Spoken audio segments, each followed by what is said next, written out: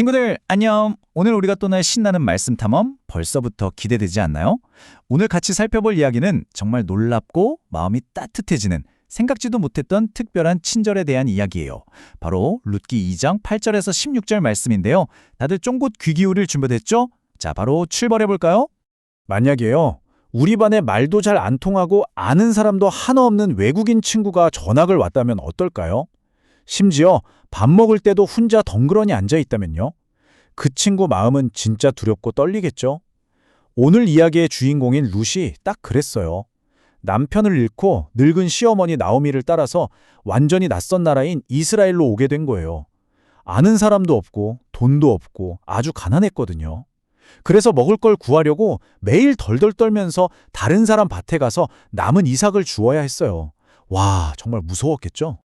자, 오늘 우리가 따라갈 큐티 탐험 지도예요. 첫 번째 관찰, 무슨 일이 일어났는지 보고요. 두 번째 해석, 그 속에 숨겨진 의미를 찾을 거예요. 그리고 세 번째와 네 번째 적용, 하나님은 어떤 분이신지, 우리는 어떻게 살아야 할지 차례대로 알아볼게요.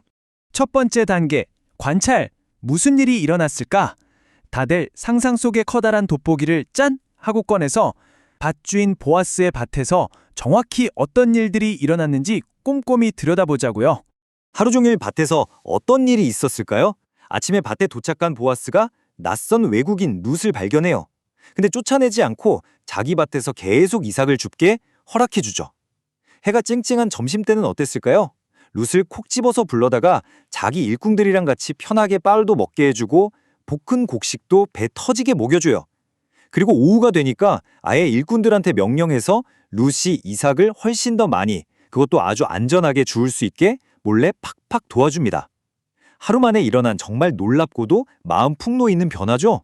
보아스가 룻한테 직접 한 말을 들어보면 진짜 감동이에요. 그냥 대충 저기서 일하세요 한 게 아니거든요. 첫째, 다른 밭으로 가지 말고 여기에 머물러라. 둘째, 내 여종들 곁에 바짝 붙어 있어라. 셋째, 목마르면 언제든 우리 일꾼들이 길어온 물을 마셔라. 이게 무슨 뜻이냐면요. 룻이 물 찾으러 위험하게 멀리 돌아다닐 필요도 없고 절대 외롭지 않게 아주 완벽하게 챙겨준 거예요. 진짜 섬세하죠? 근데 제가 관찰하면서 제일 멋지다고 생각한 부분은 바로 이거예요. 보아스가 자기 반 남자 일꾼들한테 따로 이렇게 명령하거든요. 그녀를 괴롭히지 마라. 절대 룻을 놀리거나 건드리지 말라고 아주 엄격하게 말한 거예요. 외국에서 온 힘없는 여성이 혹시라도 차별받거나 나쁜 장난을 당할까봐 미리 엄청나게 든든한 방패막이가 되어준 거죠. 와, 약한 사람을 지켜주는 보아스. 진짜 멋진 어른 아닌가요? 두 번째 단계, 해석. 숨겨진 의미 찾기 시간이에요. 이제 돋보기를 내려놓고 생각 주머니를 활짝 열어볼까요? 보아스의 이런 평범해 보이는 행동들 뒤에는 엄청난 비밀이 숨어 있답니다. 룻의 하루가 어떻게 달라졌나 한번 상상해 보세요. 아침까지만 해도 룻은 아무도 쳐다봐주지 않는 가난하고 외로운 이방인이었어요. 누구도 보호해주지 않는 위험한 상황이었죠. 하지만 보아스를 만나고 나서는요, 마치 원래 가족이었던 것처럼 완벽하게 보호받고 밥도 배불리 먹고 곡식도 한가득 품에 안게 됐잖아요. 여러분, 이게 그냥 운이 좋아서 우연히 일어난 일일까요? 절대 아니에요.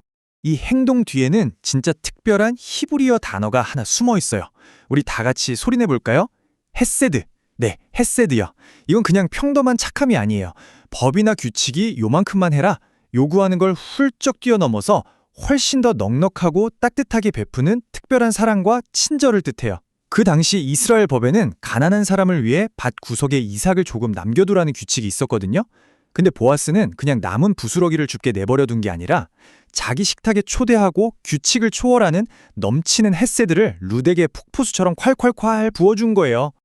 그 깊은 헤세드의 마음이 가장 아름답게 담겨있는 말씀이 있어요. 제가 따뜻한 마음을 담아서 읽어볼게요.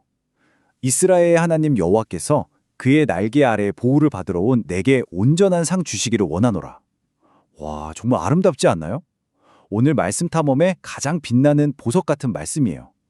보아스는 자기가 룻한테 베푸는 이 놀라운 친절이 사실은 보이지 않는 하나님께서 룻을 칭찬하시고 돌봐주시는 방법이라고 굳게 믿고 있었던 거예요. 세 번째 단계의 적용. 하나님은 어떤 분이실까? 방금 읽은 이 멋진 축복의 말씀을 통해서 우리는 하나님이 과연 어떤 분이신지 확실하게 깨달을 수 있어요. 머릿속에 그림을 쓱 한번 그려보세요. 성경은 하나님을 커다랗고 푹신한 날개로 작고 약한 새끼들을 싹 감싸 안아주는 어미새에 빗대고 있어요. 룻이 아무도 모르는 나라에서 덜덜 떨며 막막해할 때 그 하나님의 따뜻한 날개 아래로 조용히 숨어 들어왔거든요.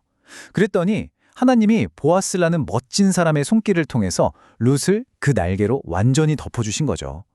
여러분, 우리가 무섭거나 외로울 때 하나님은 언제나 가장 안전하고 따뜻한 피난처가 되어주시는 분이랍니다.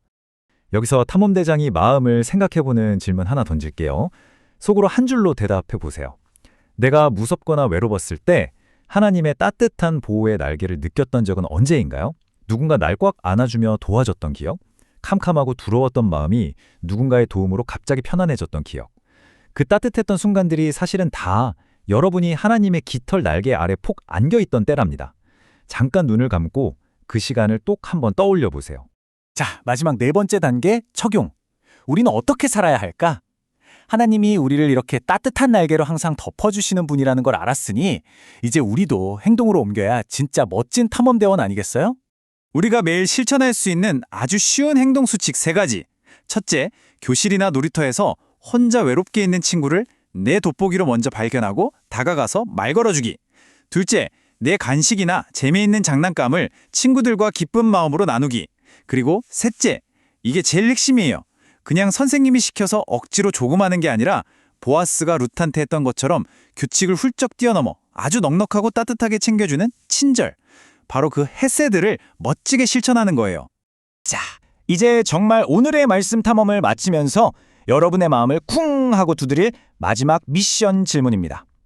내일 당장 내가 넉넉하고 따뜻한 헤세드의 사랑을 나누어줄 단 한 사람은 누구인가요? 우리 반의 새로운 친구? 나랑 다퉜던 동생? 아니면 늘 고생하시는 부모님? 머릿속에 딱 한 명을 콕 찍어보세요. 여러분이 그 사람에게 작은 보아스가 되어서 헤세드를 실천할 때 그 사람은 여러분을 통해 하나님의 따뜻한 날개가 이런 거구나 하고 느끼게 될 거예요.